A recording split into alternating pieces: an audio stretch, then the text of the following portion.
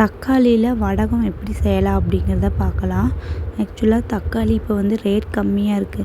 So தக்காளி use பண்ணி இப்போ வெயிலும் அதிகமாக இருக்குது. ஸோ இந்த சீசனுக்கு இது வந்து ஒரு பர்ஃபெக்டான ஒரு நல்ல ஒரு சைட் டிஷ்ஷாக இருக்கும். ஸோ இது ட்ரை பண்ணி பாருங்கள். இது ஒரு லாங் ப்ராசஸ் தான், பட் நீங்கள் ட்ரை பண்ணி பாருங்கள். நான் இதுக்கு 2 டம்ளர் அரிசியை வந்து நான் ஊற வச்சுருக்கேன். 4 மணி நேரம் ஊற வச்சுருக்கேன். ஸோ இதுக்கு என்னென்ன தேவைன்னா, தக்காளி உங்கள்கிட்ட எவ்வளோ தக்காளி இருக்கோ அது போட்டுக்கங்க. நான் 5 தக்காளி எடுத்திருக்கேன்.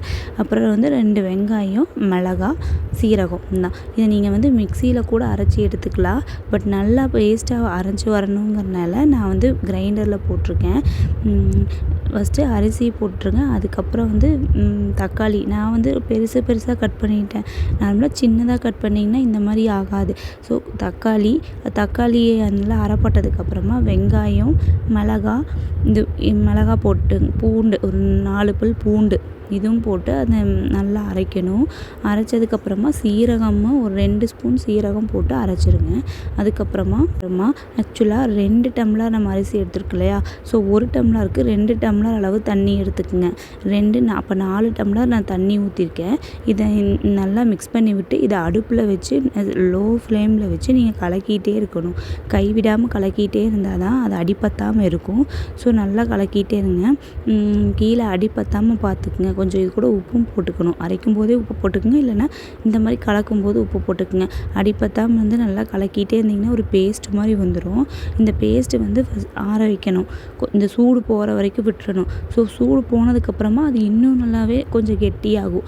கெட்டியானதுக்கப்புறமா நீங்கள் கொஞ்சம் தண்ணி தொட்டு அதை கையில் எடுத்து நம்ம முறுக்கு புளிகிற மிஷின் வச்சுருப்போம் இல்லையா, அதுக்குள்ளே வந்து போட்டு எந்த டிசைன் உங்களுக்கு வேணுமோ அந்த முறுக்கு புளிகிற டிசைன் எது வேணுமோ அதை போட்டுட்டு அதுக்குள்ளே போட்டு பிழிஞ்சிங்கன்னா முறுக்கு மாதிரியே நம்ம முறுக்கு சுடும்போது எந்த மாதிரி போடுவோமோ அதே மாதிரி போட்டுக்குங்க.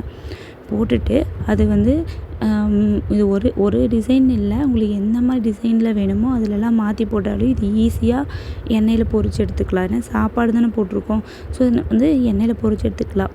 நான் போட்டிருக்க மாதிரி ஸோ நான் காமிச்சிருக்க மாதிரி போட்டுக்குங்க. போட்டதுக்கப்புறமா 2 நாள் நான் இதை வந்து வெயிலில் காய வச்சு எடுத்திருக்கேன். அது எப்படிங்கிறத பார்க்கலாம். ஸோ இதாங்க 2 நாள் காய வச்சதுக்கப்புறமா இந்த மாதிரி தான் நமக்கு கிடைக்கும். இதில் வந்து நீங்கள் என்ன டைப்பில் வேணாலும் போட்டுக்கலாம்.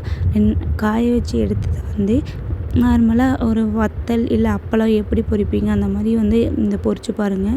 இது வந்து ரொம்பலாம் நீங்கள் இப்போ முறுக்கெல்லாம் போட்டிங்கன்னா அது வந்து மாவு. ஸோ அது வந்து வேகிற கொஞ்சம் டைம் கொடுக்கணும். இது அப்படியெல்லாம் இல்லை, ஆல்ரெடி என் வெயிலில் காஞ்சிருக்கு. ஸோ இது சீக்கிரமாகவே பொரிஞ்சிரும். விட்டிங்கன்னா வந்து கருகி போகிற மாதிரி ஆயிரும். நான் இதில் காமிச்சதுலேயே லைட்டாக அது கொஞ்சம் ப்ரௌன் கலர் ஆகிருச்சு. ஸோ நீங்கள் அந்தளவுக்கு விடாமல் முன்னாடியே எடுத்துடணும். ஸோ இது வந்து முறுக்குக்கு ஈக்குவலாகவே இருக்குங்க. நல்லாயிருக்கும். ட்ரை பண்ணி பாருங்கள். இந்த சம்மருக்கு